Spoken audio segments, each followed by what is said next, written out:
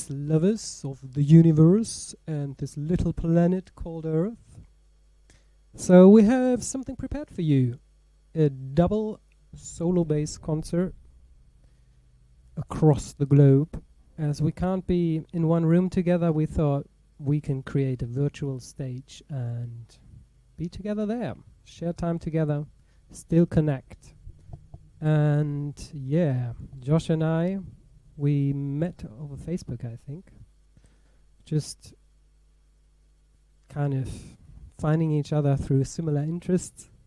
And he's just incredibly amazing, his technique, but I won't say too much. You'll see in a minute.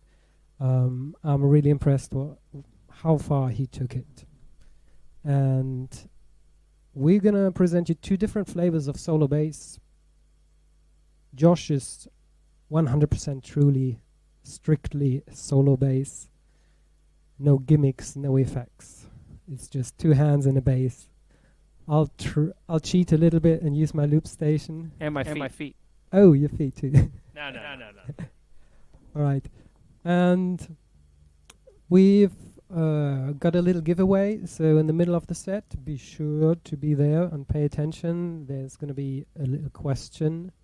And whoever comes up with the best answer will win a little secret surprise present. Early Christmas present, so to say. So, let's just get to the point and then get started. We are actually here to push bass into the spotlight because for basically since the invention of the electric bass, bass has been an accompanying instrument. And there has been people like Jaco Pastorius, Michael Mannering, Victor Wooten, who presented it as a solo bass, as a solo instrument. But I think the general public still doesn't know that bass is the best solo instrument that ever existed. There's nothing that has this range, this dynamic, and all these possibilities that you have on this instrument without effects. Any other instrument like guitar, you need the octaver to go play the low bass notes. Even with a keyboard, you're limited to hitting those keys. But today, we're going to show you who's the real king of instruments. And we're going to push guitar off the pedal stool. I hope you're with us on this one. Okay, I'll leave the stage to my bass buddy, Josh Cohen. He's going to talk a little bit about his set and play for you. See you in a minute. Enjoy. All right. Thank you for having me here. Mischa, looking forward to this show. I'm going to kick it off and play something. And then I'll tell you guys a few things.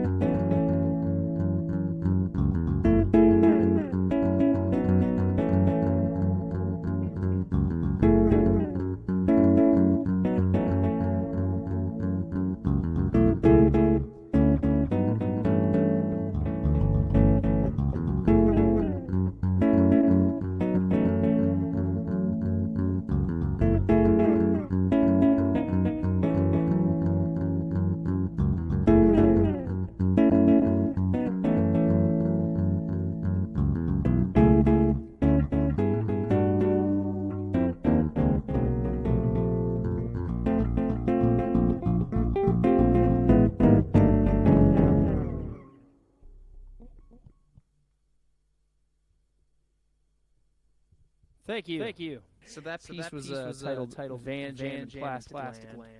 It's on my new album, Freedom. There's also a transcription book of all these pieces, how to play it, tablature and notation. Van Jam and Plastic Land. It's written about L.A. Sorry for anyone from L.A.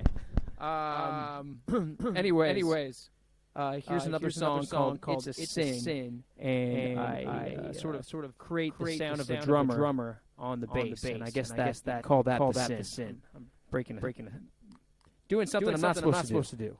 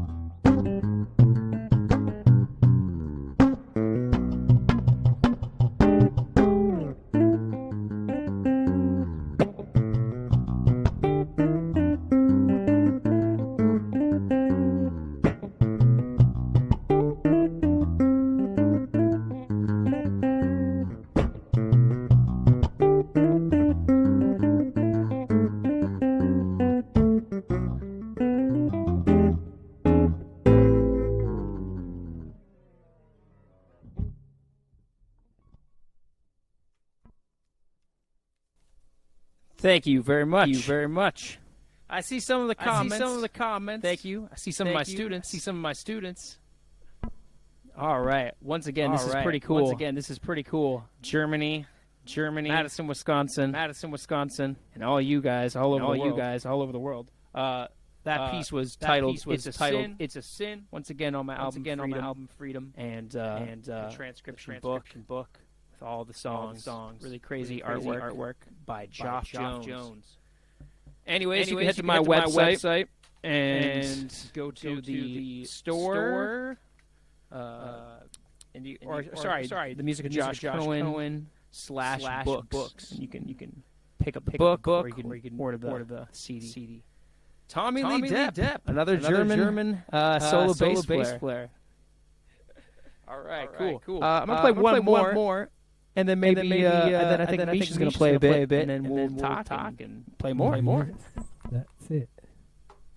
This piece is titled Bluesy Song. It was written for my wife.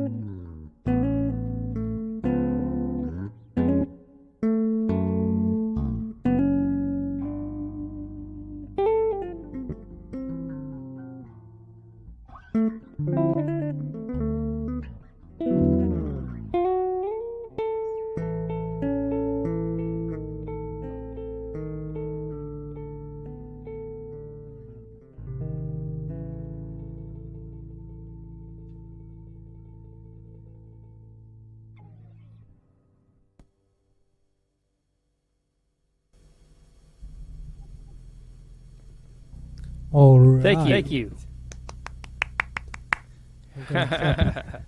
Representing everyone watching. I love that last comment. Looks like Josh loves his wife. Oh, yeah. He better. All right. Oh, man. Now I get to see a little bit of a concert. All right. So coming up next is Mischa Marcks. And I'm very excited about this. He's going to do a lot of looping. And it's going to be real cool. As you see, I switched to headphones too. That seemed to have been the problem with the echo. I think now I can even get away with not muting my mic in between. So keep me updated how the sound is, if there's any more echoes happening. I'll take the headphones off while I play, just to be more comfortable. But for the people who came here to see Josh or were invited by Josh, I'm Mischa Marcks. I'm a solo bassist from Cologne, Germany. And I released an album 2 years ago. Next one's still in the writing process. And you can check it out on mischamarksshop.com. We're also just in the middle of designing some merch, t-shirts and such. It's looking really great, and I can't wait to share it with you. So be on the lookout for that. I also want to encourage you to join both of our email lists. So if there's any updates, any new concerts or new music, you'll hear it from us firsthand, and you won't have to rely on Facebook algorithms or Instagram algorithms to find out. So let's have that direct relationship via email. Let's just better for the artist, better for the audience. Alright, let's play some music. The first song that I'm gonna play is the title track of my album Open Path, and it's actually only got a tiny little bit of looping at the end, so we're gonna smooth into the looping. Alright, enjoy.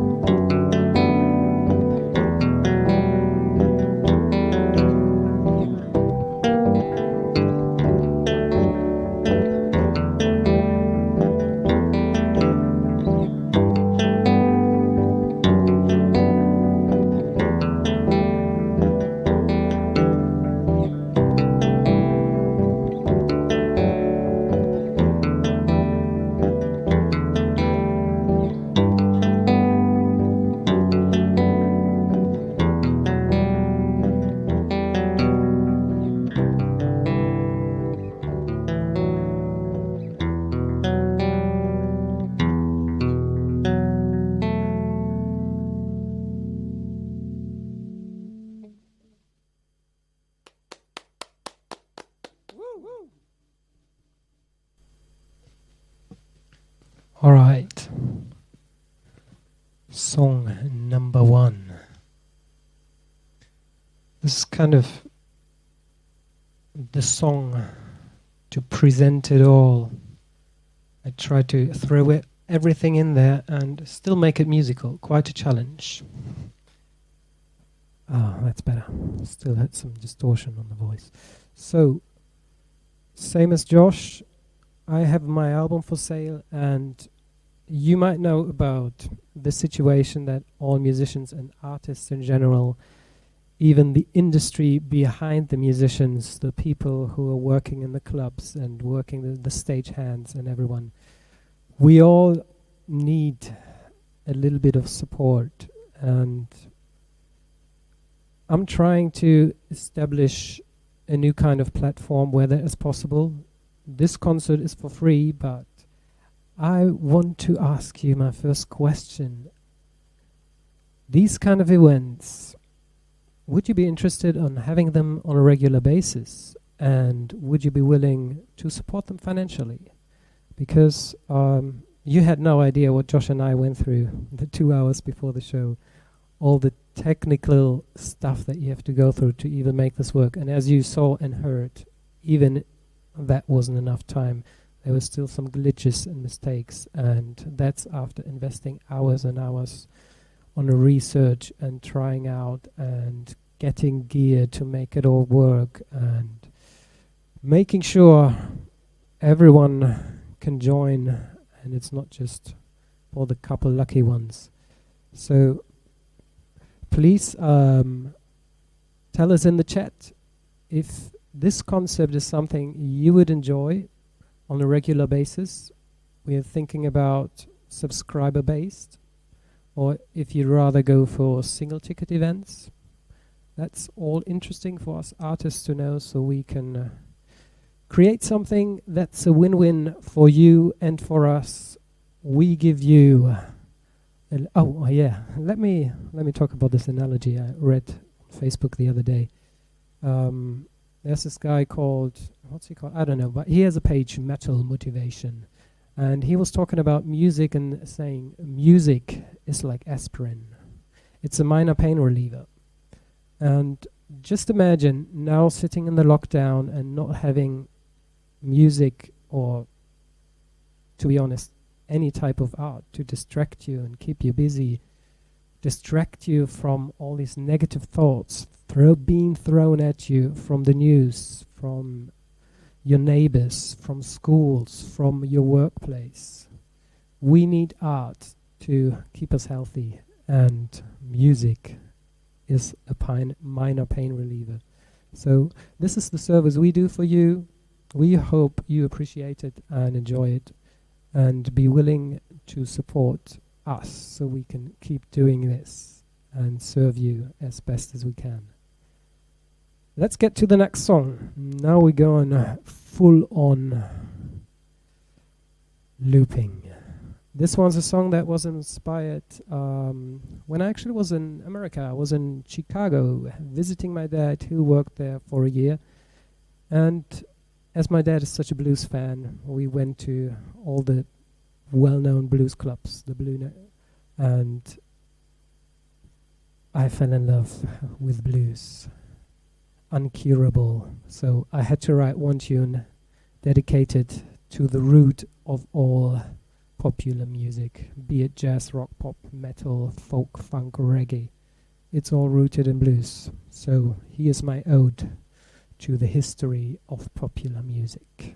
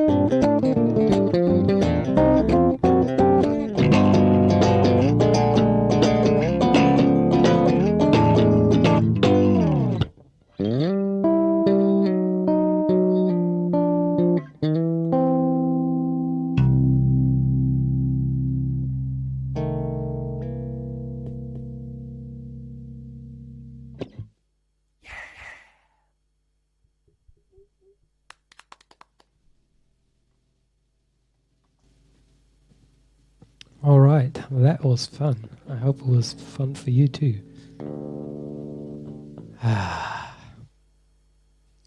Just, I have to admit, it's a bit of a disappointment. Each time I put those headphones on, I expect roaring applause, and it's just stillness. I can read the messages.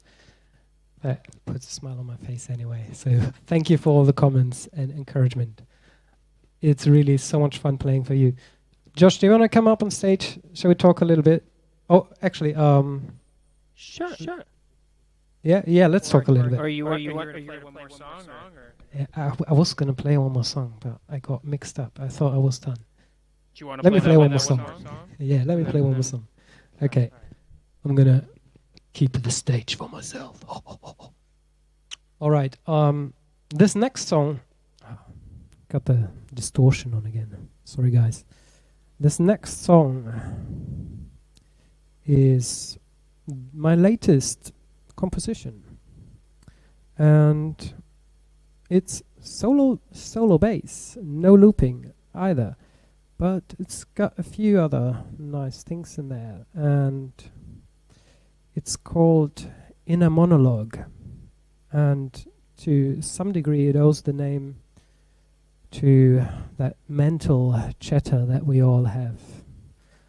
One voice says one thing and the other voice says the opposite. We want to do that thing, but then the other voice shows up and says, "No, don't you remember what happened last time? You can't do this. Better not risk being vulnerable. That's for sissies. You gotta be strong and don't let nobody in." So this song is based on that inner monologue I have before every show, before every live stream, before every recording session. Don't think that ever stops. But success is doing it anyway, I guess. Success. What is success? We're going to talk about that in a minute. All right. All related to the music industry. I'll be back in a sec. And now to some music. Inner Monologue. On my upcoming album, whenever that's going to be released.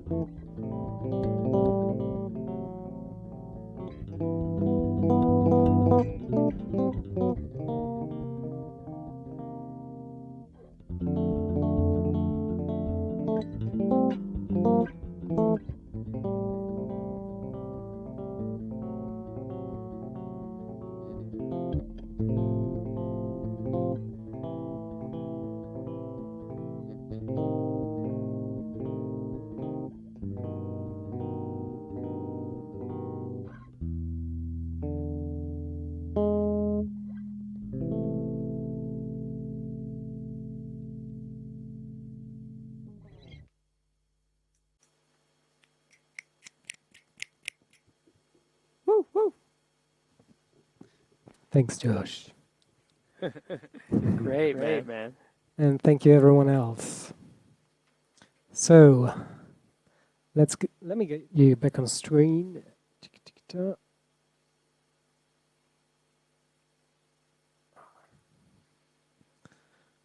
All right, so, Josh. Yes. Let's talk about the future of music. I think this crisis has hit the art scene in many ways, but to be honest, I really see it as an opportunity because things weren't going that well to begin with.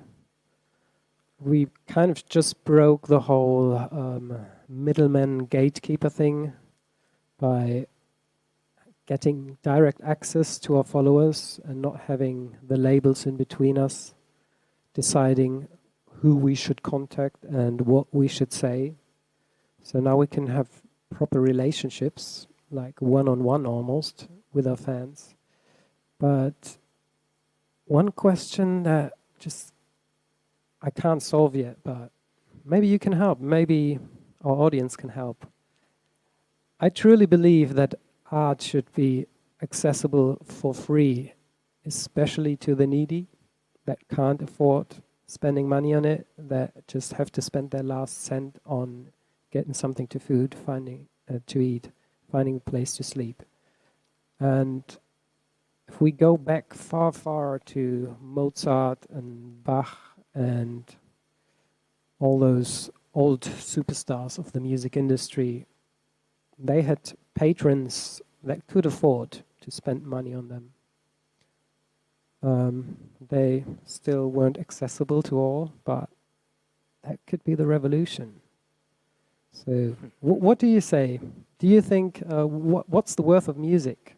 Spotify says something about 0.0004 cents a stream or something? Or what should we sell our music for? Should we sell it? Should we give it away for free? And I also encourage you guys to write in the chat what you think. What's the worth of music? What would you be willing to do to get more of it? Or do you think it should be free for everyone, no matter which social status? Which is maybe right too. I don't know. What do you say, Josh? Well, there certainly is infrastructure already set up to help with making music accessible, live music. But maybe that could be expanded. And so that's if you're talking about live in-person music.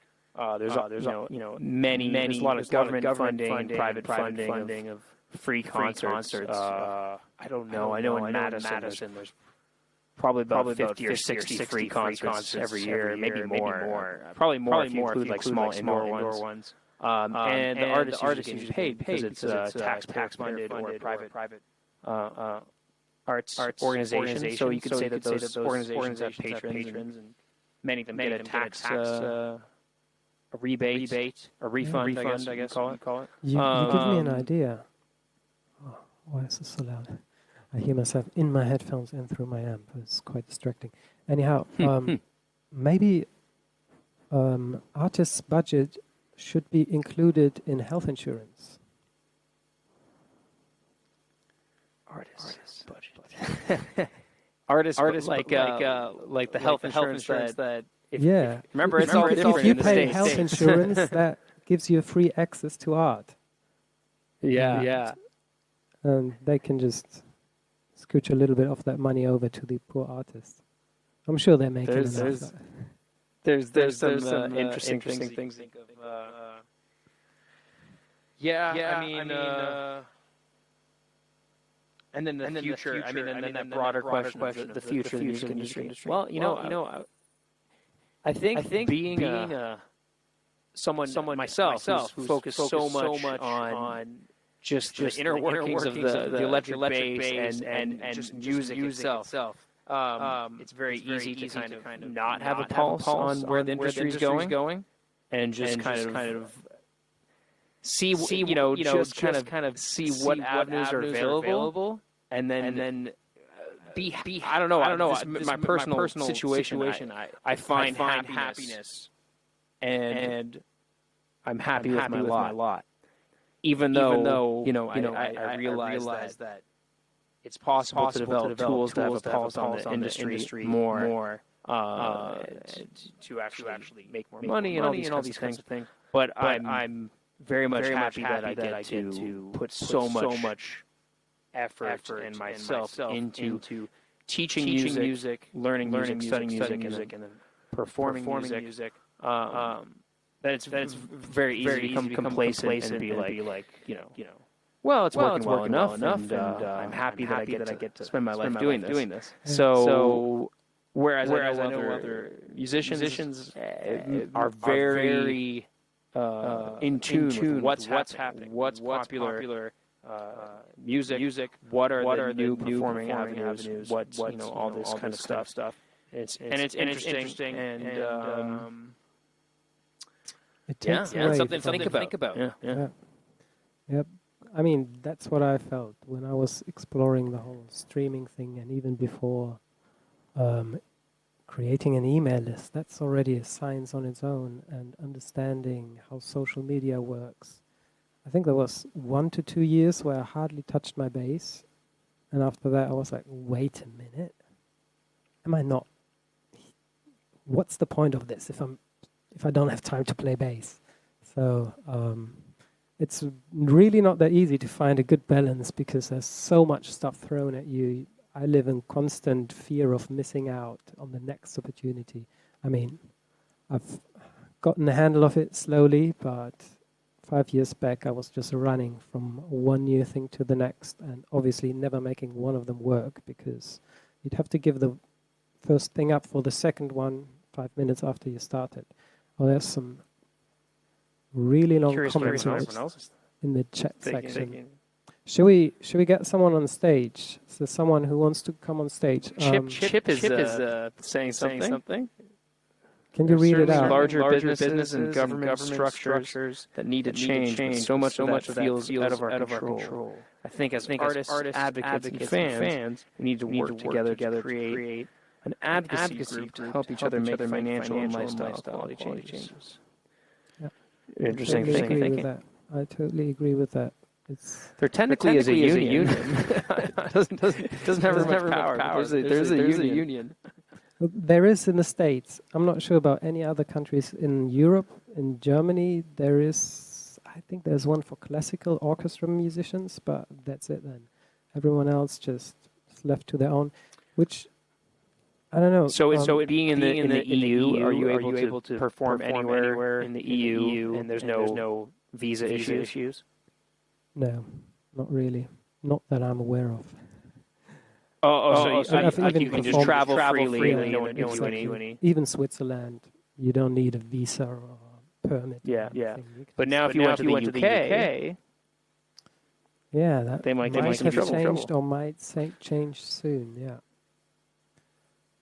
But yeah, that's one advantage of these streaming concerts. We don't need to worry about taxes and borders. We can just connect everyone on a virtual platform. And one thing that Chip said, I want to add to that what I hear from a lot of colleagues is the suffering musician. I mean, I think I even used that term myself.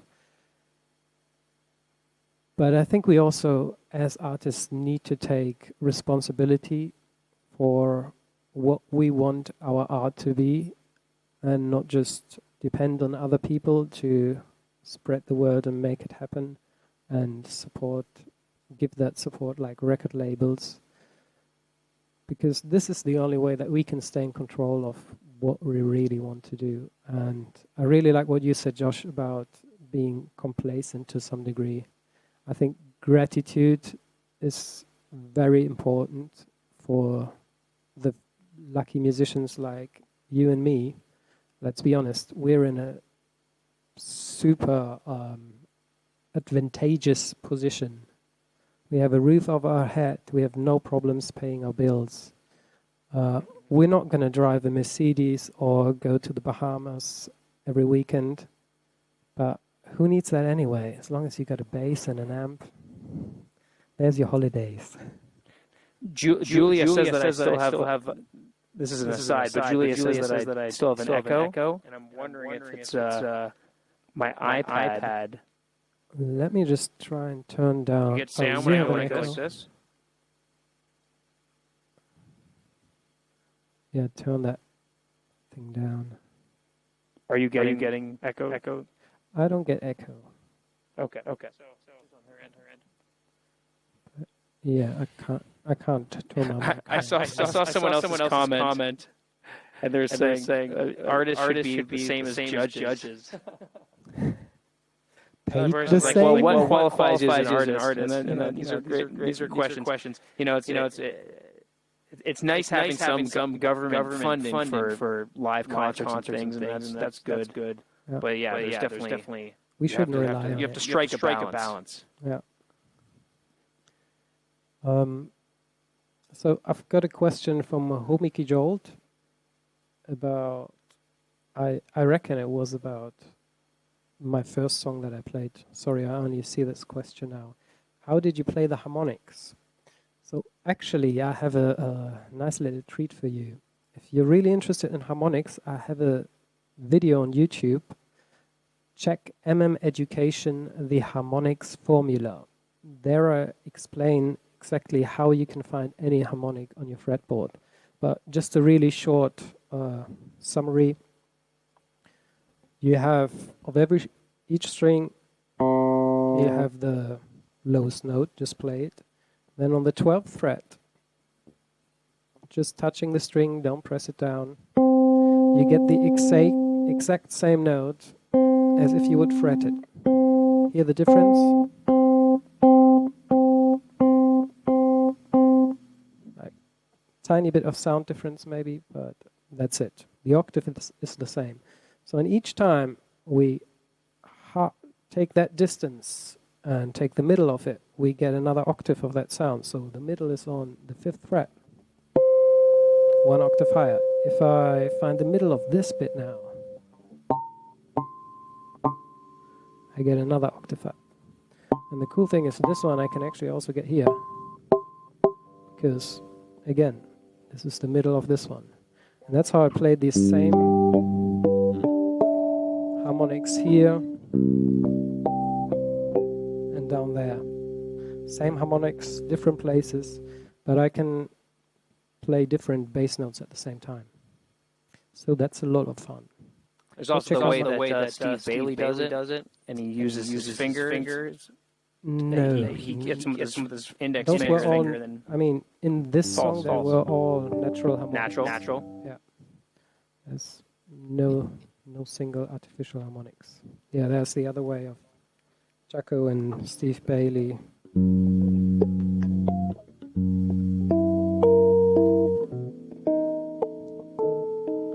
I'm not really good at that. But yeah, there's two ways to play harmonics, artificial harmonics and real harmonics. Just have fun with it. That's what I can tell you.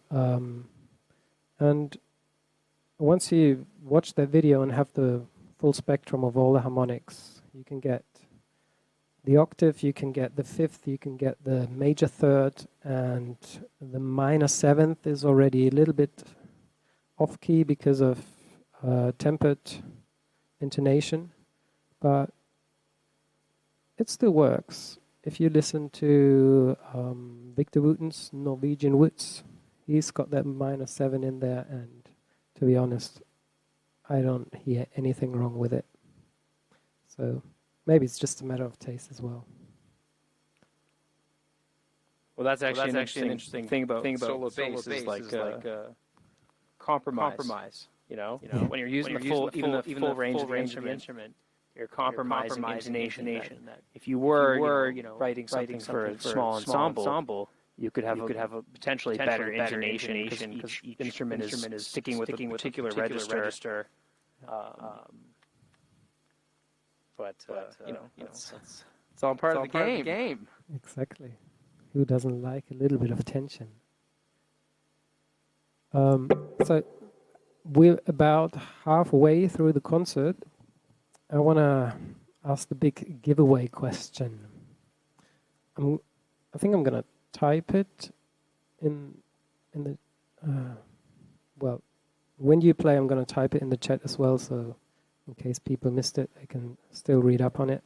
So, whoever of you can drop the longest list of solo bassists in the chat is going to win a nice big bundle of Josh's and my music. 1, 2, 3, go.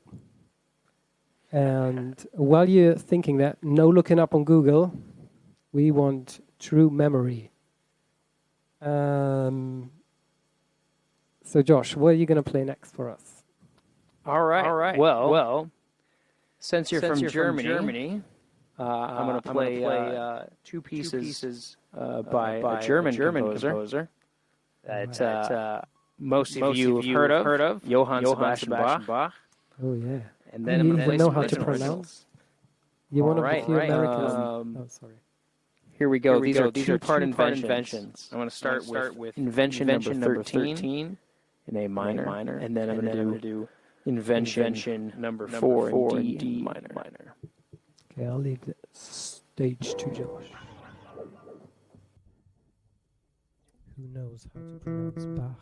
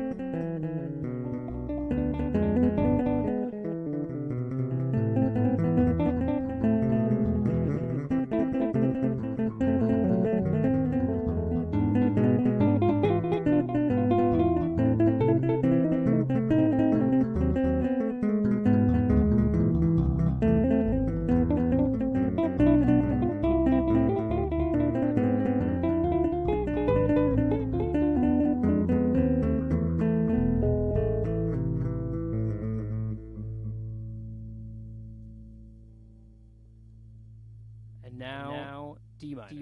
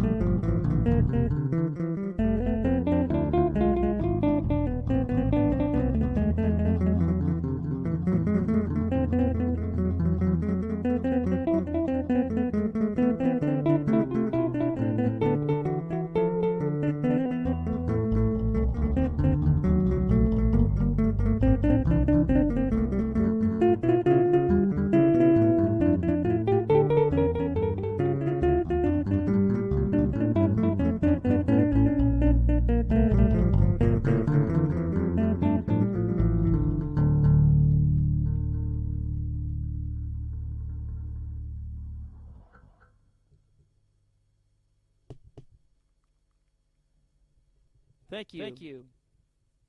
Whoa. All right. So we'll play a couple more pieces. This next piece is called Barba Funk. We were talking about how artists are surviving these days and making things work. So if you do want to support me and also learn something in the process, you can purchase my transcription book. It's on Amazon. Josh Cohen, Freedom. It's also on my website. And that's all the music from the album transcribed, and some performance notes and everything. It's pretty cool. And then obviously my album CD there as well. So this piece is on the album. It's called Funk. And for all you bass player nerds out there, I'm using an MXR Bass Innovations envelope fill this one. And once again, this one is trying to emulate like a funk rhythm section and a lead player. So I try to get percussion and bass, and then all right, here we go, Barba Funk.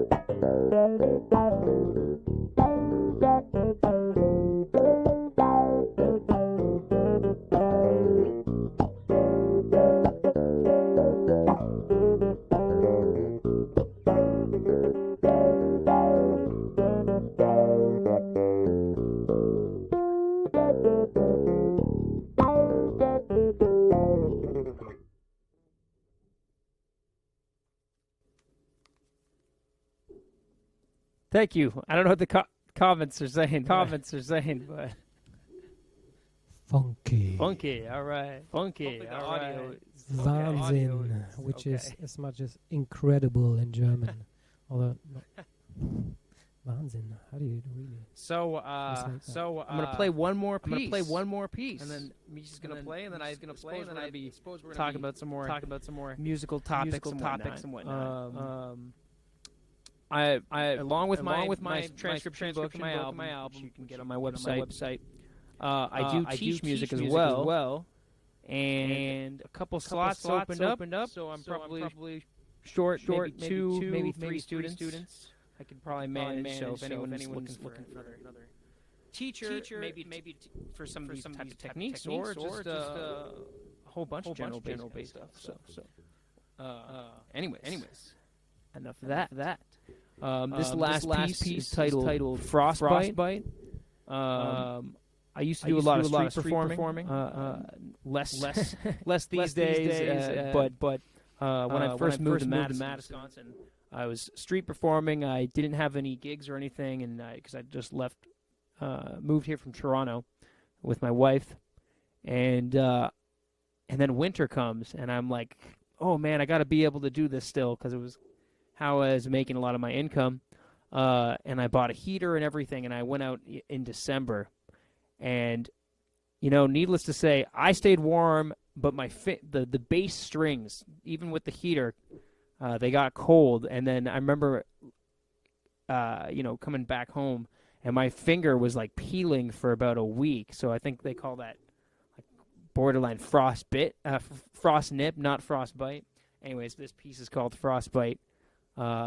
Uses a whole slew of techniques: some slap, some tap, some other stuff, I guess. Anyways, so hope you guys enjoy it. I actually played this at the NAMM 2020 Solo Bass Competition that was sponsored by Phil Jones Bass.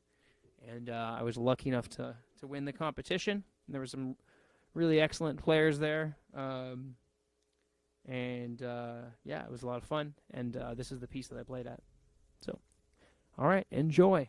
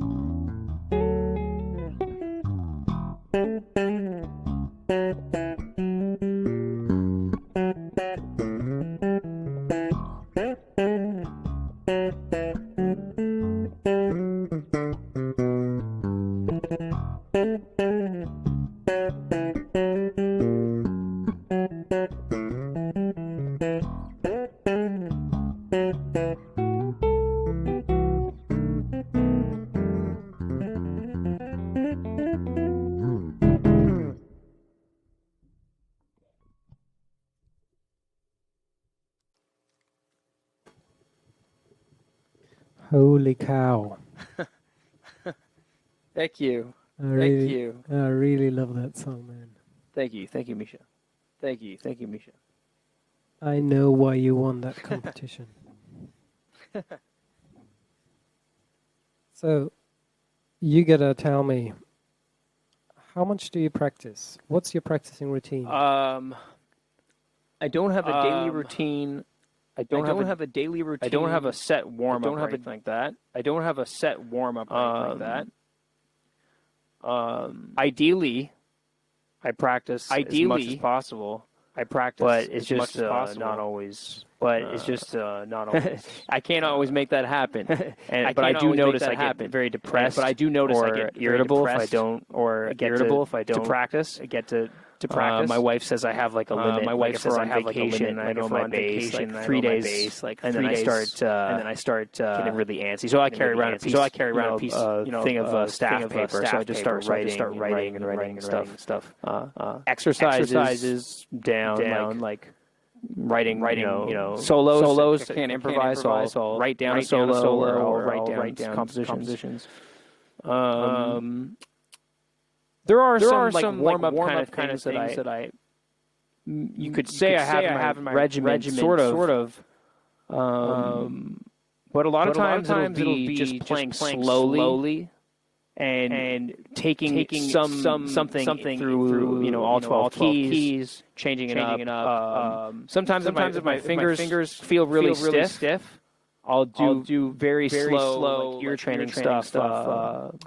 I'll use the South Indian syllables instead of South Indian solfege. Sa re ga ma pa da ni sa. And then you can change that to like any mode, and I'll put a drone on the synth, and I'll just I'll create a pattern like that uses all 7 notes of the scale, and I'll sing it the syllables, and then I'll transpose that diatonically. So you can have seven different positions. So each melodic idea can be transposed through a scale. That could be a mode. Like Dorian, you could say that's a scale itself, right? So that might be Dorian, let's say, and I'll take it through that, and I'll sing, and therefore I'm slowly getting my fingers warmed up, but I'm even more putting time into my hearing, and I've kind of removed rhythm from the equation. So I'll do something like that sometimes, or things like that, just to get me going, and then pretty soon I'll get into repertoire. And then if I get when I get into repertoire, then I build my own. Like if I'm struggling with something with it, I kind of build my own exercises. And I do a lot of transposition, like always transposing everything. And it's a privilege to be able to practice a lot, and I realize that, but I do prioritize it very highly. So I'll do whatever I can to like set aside time to do it. I've got a follow-up question for you, Josh. Now that you've told us how you practice, I would like to ask you, do you feel like you're a bassist or do you feel like a musician who's playing the bass? The latter more. Yeah. Definitely more of a bassist that So yeah, why I was asking Josh exactly that question is, yeah, actually one of my bass teachers in music college told me that he was a musician rather than a bassist. And at first I didn't get at all what he was talking about. But I think it's really, I think bassists in general have to be that character even more than most other instruments. You really have to be a full-on musician to understand what all the other instruments are doing, so you can kind of create that bubble wrap to wrap everything up nice and neat, bring them all together. Thanks guys that you're so patient with us with all these technical glitches. As I said before, it's a lot of work that goes into making this work smooth and perfectly, and we haven't put in all those hours yet, so we need your support. As Josh said, we both have music to offer.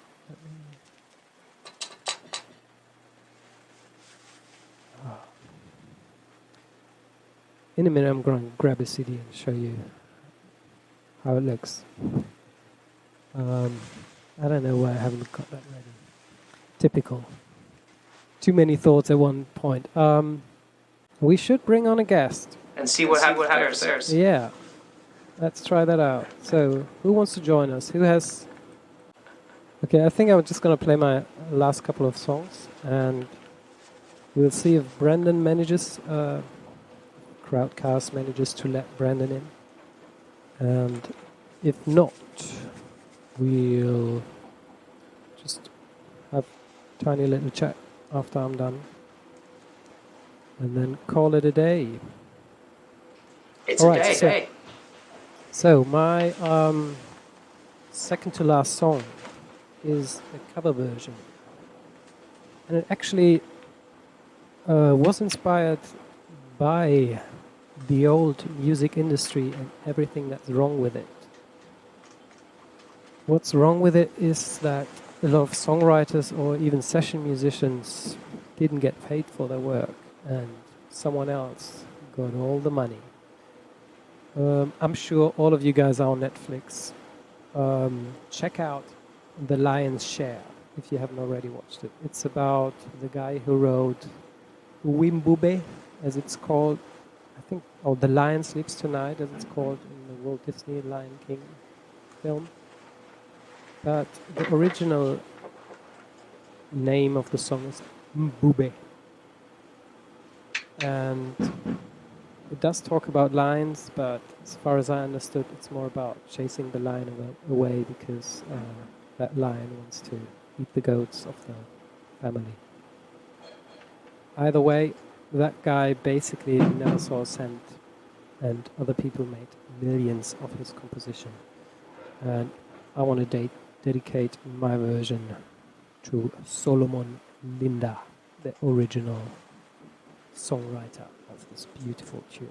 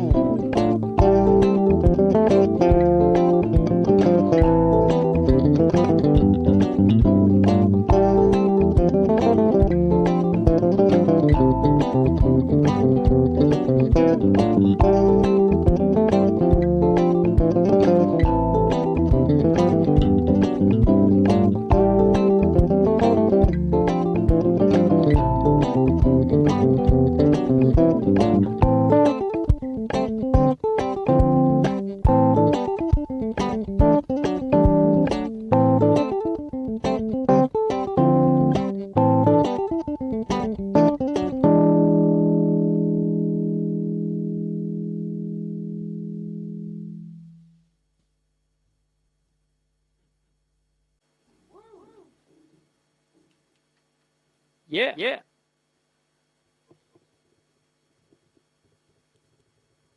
Mic was off. All right, so that was Mbube, the song that I practiced 6th, 8th with. It was quite a challenge in the beginning to solo over that because I never had before. Everything was 4/4 or maybe swing, but 6/8, so many options, and all the patterns that you know all of a sudden sound so different. So it was really loads of fun. Actually, one thing that I did to learn to play 6/8 was getting a tombak player, Iranian traditional drum. Apparently a lot of Iranian music, traditional music, is in 6/8, and he recorded me like 5-6 minute session of just him giving it all on the tombak, and I put that on loop, on repeat, and played and played and played until I could feel it and didn't have to count anymore. So that's one way to approach odd meters, although 6/8 is not even that odd, but works with 5, works with 7, works with 13 as well. So there you go. The next tune, I'm gonna be a little bit vulnerable because I'm gonna try something new, something that I haven't really tried or dared trying up till now, and to some degree, I guess, it's not part of the concept, because I'm gonna use my voice. So let's see how that goes. Let's see how, if you like that, if I should go down that road and invest a little bit of time, maybe write some songs that include voice for more than just a little bit, and to say something about this song. You all know this song, I'm 100% sure. It's another cover version of a very famous song, and I invite you to sing with me. Even if you're sitting alone, or even if you're sitting in a small little group together, come and join me, because singing, even more than listening to music, is good for your body, it's good for your soul. So let's see who recognizes the song first.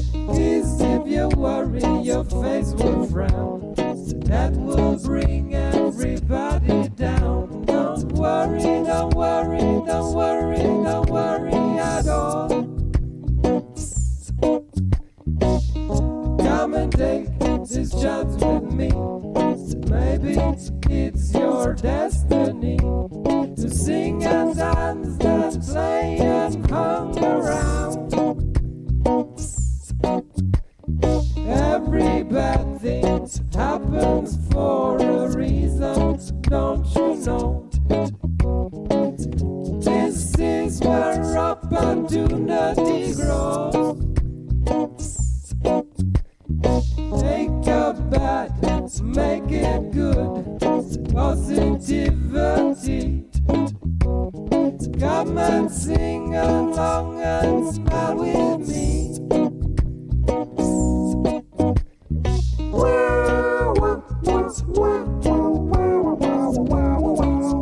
Don't worry, be happy all the time.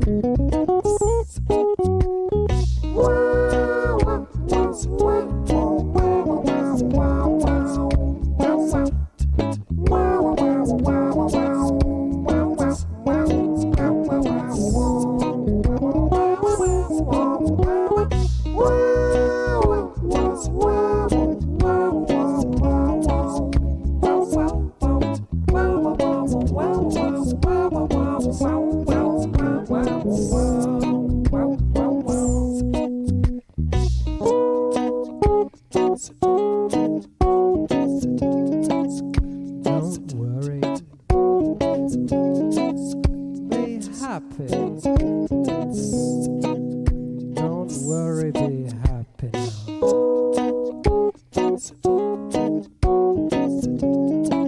be happy. Don't worry, be happy. Don't worry, be happy now. Woo, woo, woo, woo.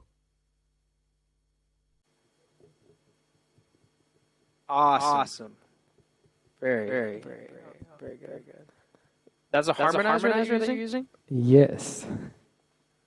So does that work? You set the key like in the harmonizer? Exactly. That was the quickest way to get it to work. At first I had it on reading the chords that I play, but that didn't seem to do it. And I always had to kind of run down the scale a couple of times until it really knew which key I was in. So yeah, it really shows when you sing off key. It's a good training device.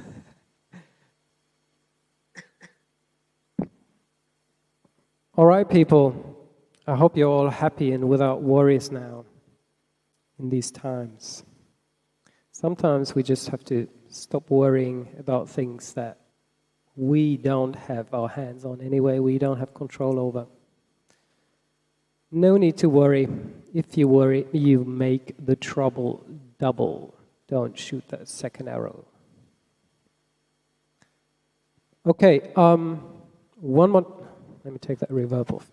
One more time. Josh and I would really appreciate it if you check out our shops at themusicofjoshcohen.com. Maybe you can just type the link in the chat as well, so people can just go right from the chat to there. And my shop is mischamarksshop.com. I'll put it in a minute as well. Apart from music, Josh has his transcription book, which I sure as hell am gonna get. Yeah. Do you have a digital version? I'm gonna get the paper version, but is there a digital version for the tablet readers? No, I decided not to do it. Okay, yeah, cool. I like that. So this version has bar through because this was the proof copy. I've never ordered the actual one. But other people have it, and they like it. So. Awesome. Turn that amp down again.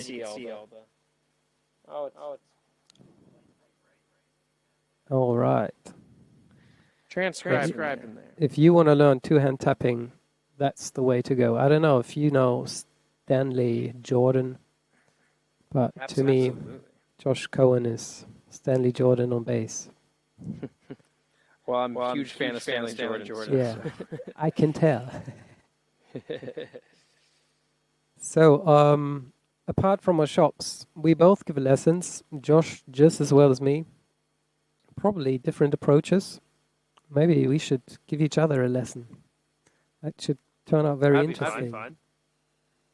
I'll give you a looping lesson and you give me a two-hand tapping lesson. That'd be fun.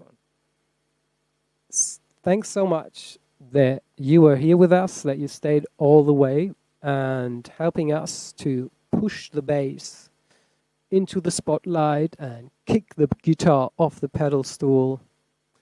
And I'm sure we're going to be back with some kind of this event once we have the echo figured out and the stereo mono sound issues. But other than that, I would say enjoy this time with your loved ones. Lockdown has its positives and negatives, but just try to focus on the positives, and this time will pass. And probably once the stress really hits the fan again, you'll be looking back at this time thinking, oh, I wish I'd have so much time at my hands again. So take advantage, use that time to your benefit, and connect with your loved ones over the internet. I mean, it's not the same, but it's possible with a little bit of echo and a little bit of blurry face every once in a while. But hey, just think 50 years back, the only way to talk to each other would be on the phone and waiting 10 minutes and 10 seconds for the other one to answer your phone because the delay was just so big. And we really live in a good time. Yeah, the dial disc. Before that was the telegraph. Oh, that was the telegraph. Okay. I thought you were talking about these old phones with a dial disc. I remember like 2 years ago, I don't know where I was, but I had to dial a number on that one. I was like, how did this work again? What do you... But I could figure it out eventually. However, again, thanks so much. Josh, do you have any final words? Do you have a question to the audience, maybe? Or... Question for the audience. Oh, wait, I actually... Look what I have for you guys. See? It's all too much. It's the first thing. I've prepared a little donate prompt. So, if you want to give us something for this little show, feel free to donate right away here on Crowdcast.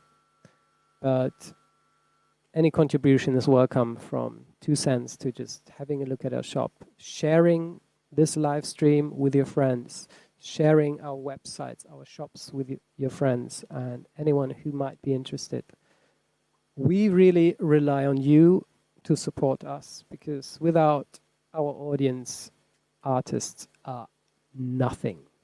We depend on you enjoying what we do. So we really give it our best to please and serve you as much as we can.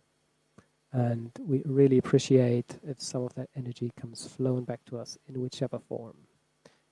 I don't mind cake donations or anything you can come up with. Get creative.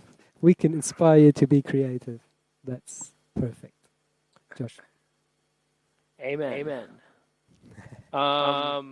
Some question for the audience.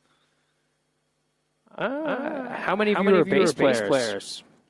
Oh yeah, that would. Let me try and. I don't know how we can get everyone answer that. I can. No, I can do a poll, but I have to kind of give answers, option A and B, so that wouldn't work. But yeah, all the bass players in the audience, give us a thumbs up in the chat. We'd really like to know the balance of bass players. Brandon's a musician who plays bass. Oh yeah, that's true. Are you a bass player even, or are you just a musician playing the bass? That's what we want to hear. It would be cool to try to bring one person up. We tried with Brandon, didn't work. But. Yeah. Do we have any other voluntaries? Let me see.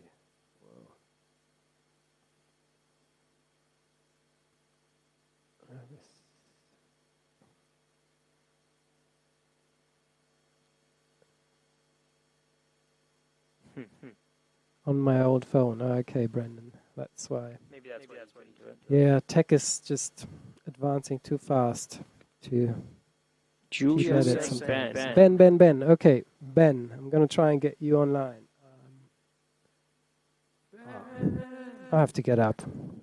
This iPad screen is just not working out.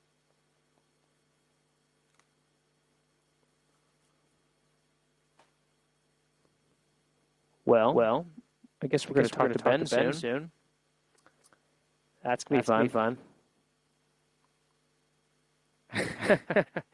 Brandon is feeling really let down that he couldn't speak. Well, I guess Mischa's trying to make that all happen. I guess he's over his computer. I love Mischa's setup. He's got all the acoustic foam on the walls, camera, everything set up. I should aspire to do the same. Although I do have this redwoods backdrop here. Come on, that's pretty awesome. Okay, so Ben needs to get a milk to his little kid, which is totally relatable. But I have another problem. I don't even see you in the list, Ben. I don't know. Are you like on undercover mode or something? Oh, thank you, Brandon.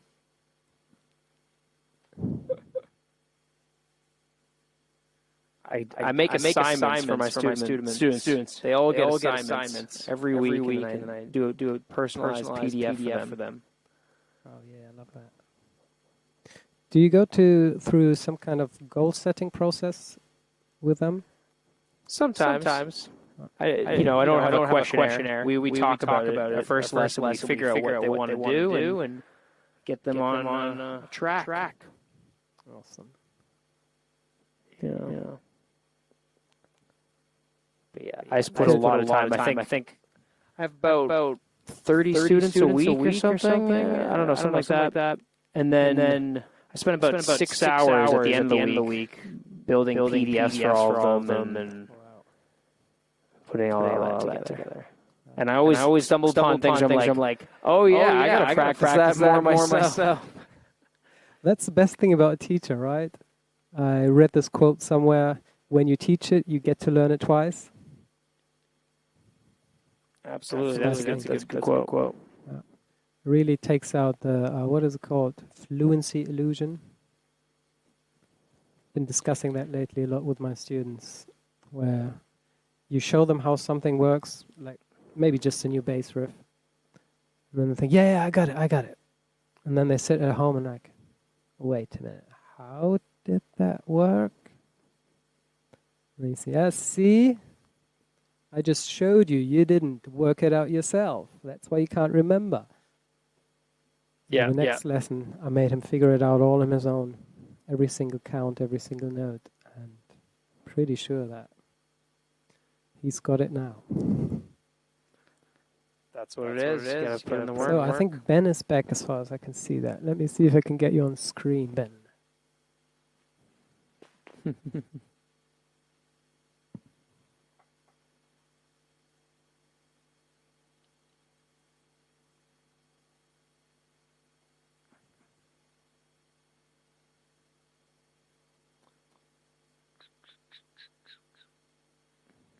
Guess while Mischa's doing that, I'll talk more and say a bunch of stuff.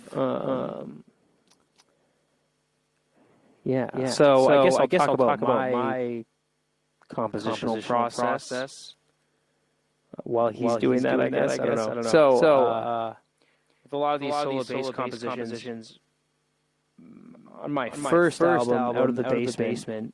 A lot of it I came up with without writing anything down. I would just practice it. And then over the last couple years, so now I invite write someone who has this. Oh yeah, it's you, Ben. Okay. Oh, here we go, Ben. So I actually met Ben in NAMM in music college, and I remember being really impressed seeing him play live. I don't know if you remember that gig, Ben. We had this violinist for a year at our school, and you two were playing the duo. She was playing guitar, violin, and singing. You were playing double bass and I think electric bass and singing. And that was just brilliant. Yeah, that was sorry. That bass day where bass players were supposed to show off what they're good at. And I was lucky. I had this really nice girl playing and singing crazily well. And well, I did my best. So yeah, I remember that. So Ben, what do you say? What's the future of music? What do you think is music worth? Music worth. What's the point of music? I hear a lot of people saying that there's a problem. Culture will be over soon as we've got the whole COVID-19 and Corona thing going on. I'm pretty optimistic because there's this guy who also said music's gonna come back really strong. People are craving concerts and all that, you know. And I think culture is inseparable from the human being. So we don't have to worry about culture very much. The musicians are still there. Let's hope the situation won't last forever. Yeah. Okay. If that's not the case, I'm very optimistic. Music will come back very strong, and people will love it. My last concert, that was a festival in September, and there were four bands. Little festival. Crazy enough, they did it. But the people were sitting there with masks on for 4 hours, and I was like, you guys are crazy. You must be loving music like crazy. If you sit there for 4 hours with a mask on. So I'm not worried about culture or music at all.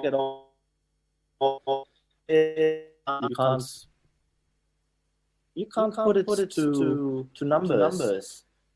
It will always be a part of us, and yeah, sure. We would like that people find the worth back because surely everything's getting cheap.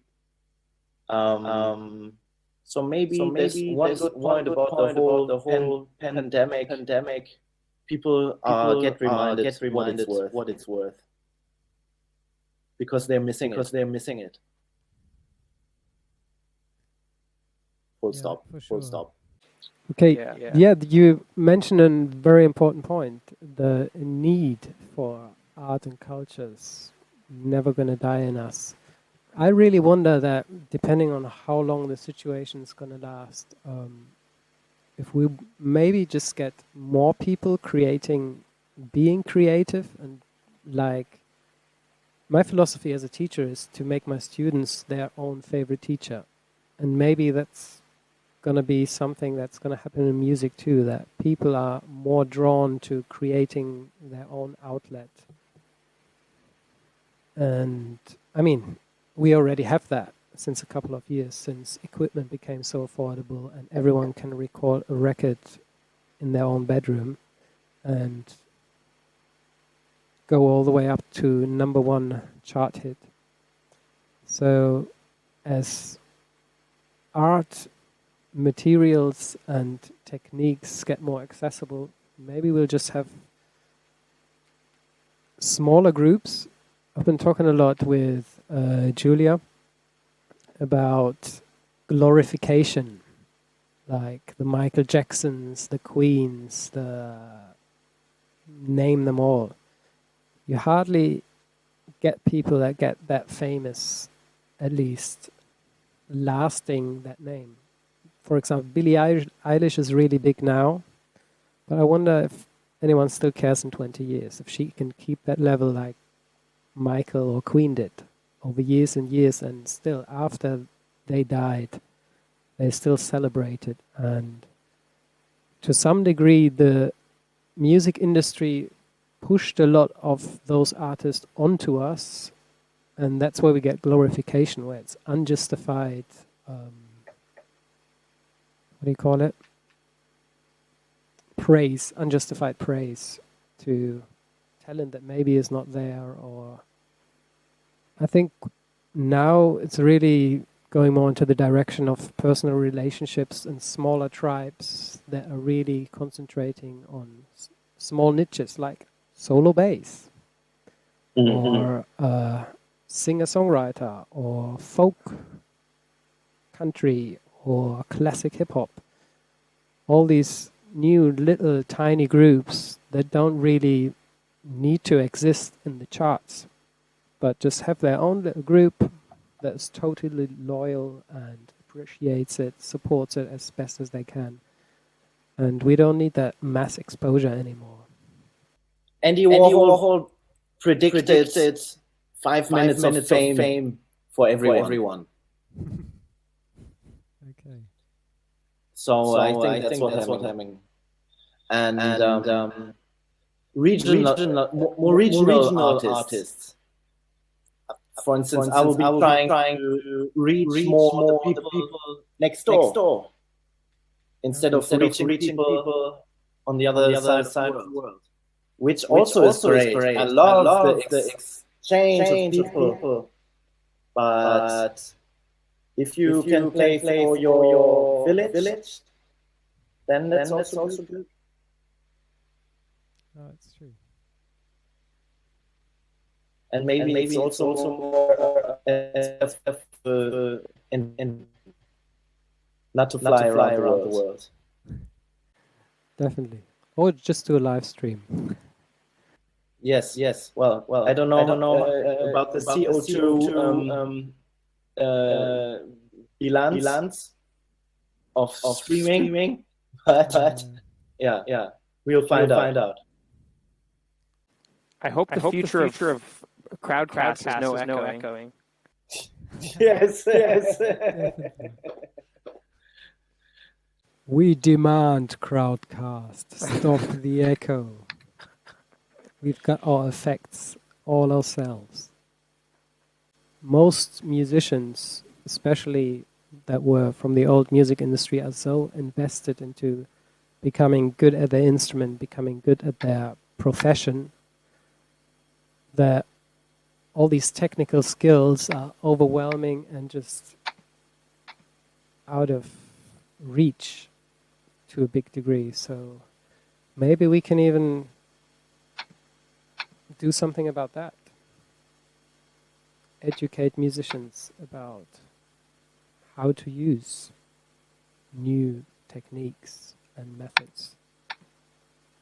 Because I can relate to what you said, Ben, that the best thing is playing live in front of an audience, and you're most likely to do that without traveling halfway around the world. At the same time, I think if we're talking about these loyal tribes, the people that just really love that one type of music or that one type of artist, those are scattered all over the world. And if we want to stay true to ourselves, we kind of depend on reaching those people. If we just play local, we will have to adapt to what the local audience wants to hear and see. Otherwise, we won't get a gig. Yeah. Individualism. I don't know. I see that a bit twisted. If you want to be true to yourself, that's very good. But you can't expect a big crowd like that. Exactly. Move away from the big crowds. Yeah. But playing village is also not a big crowd. But making people happy, very close to you. Yeah, exactly. No, the impact is definitely there. I love that about it. Both should be possible in future. Yeah, definitely. I mean, I don't want to talk bad about cover bands, top 40 bands and stuff like that. They are the hardcore servants to the audience. They're not like us writing their own songs and pushing their message onto people. They're just kind of, we know that you like these songs, so we're going to play exactly those songs and try to play them as close to the original possible, so you kind of get that feeling as if all those 50 bands that played these songs are here tonight. And that's a challenge in itself. But I would guess that most people that watch tonight are not into cover bands. So, and I really like this exploratory element about really following songwriters and solo artists in general, because you get so many different flavors, and that's just, to me, like total subjective personal opinion. It's more likely to inspire me to try something new. It's more likely to inspire me to create something new, rather than hearing the same old songs that I already know I like. That is pure emotion, and we all need a lot of that. One of the reasons I ended with the song that I ended. But, yeah, let's not forget about being creative and inspiring each other to take it a step further. I'm just saying, playing for your village doesn't mean you'll be a cover band.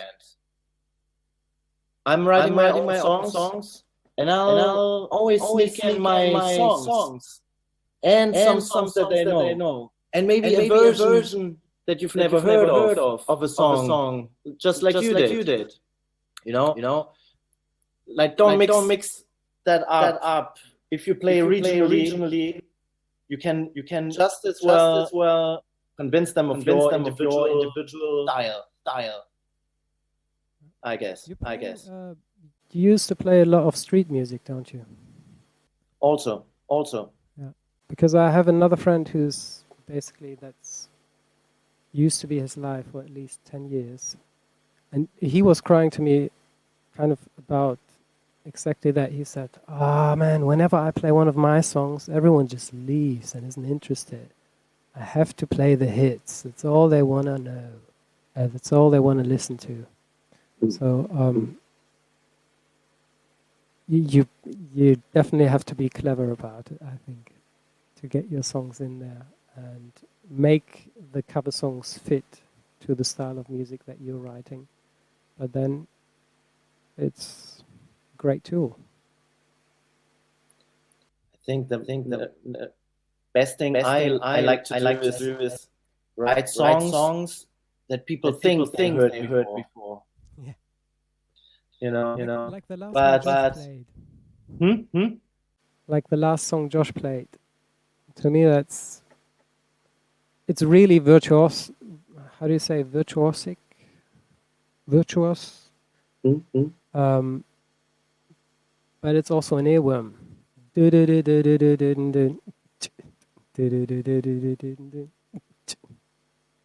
Yeah. So Josh is frozen. I think so too. Or he's very in deep meditation. Ice Bite. That was the other side, right? Oh, he waiting for Josh to reconnect. Anyway. Okay, guys. Thanks for letting me in. Yeah, you're welcome, man. You should be a guest too, maybe. I'd love to. Keep up the good work. Really like it very much. It appears so as if Josh lost internet connection.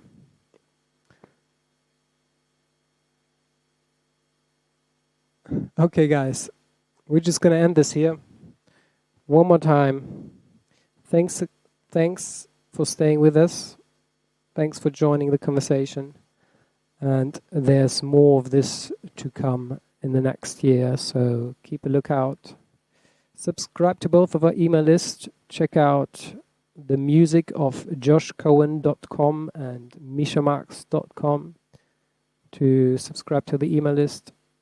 And Brandon, I'd say you're the winner of the Solo Bass Challenge. So I'll contact you via email. Maybe, how are we going to do this? I don't really want you to give your email to everyone in the chat. But Josh seems to know you, right? Just give me a thumbs up, then I know that we can contact you either way.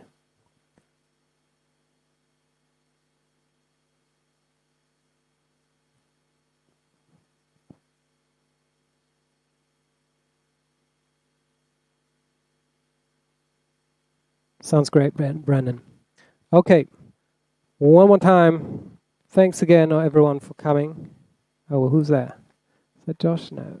Josh's still offline. Ah. Thank you, guys, for listening. Thank you for joining us and trying these new things out with you. We'll see next time. Also, every Thursday I'm live on Facebook, 8 p.m. CET, just improvising with my loop station for around an hour. Feel free to drop by, leave me a comment or share it with a friend. And stay safe, stay healthy, happy holidays, and see you soon.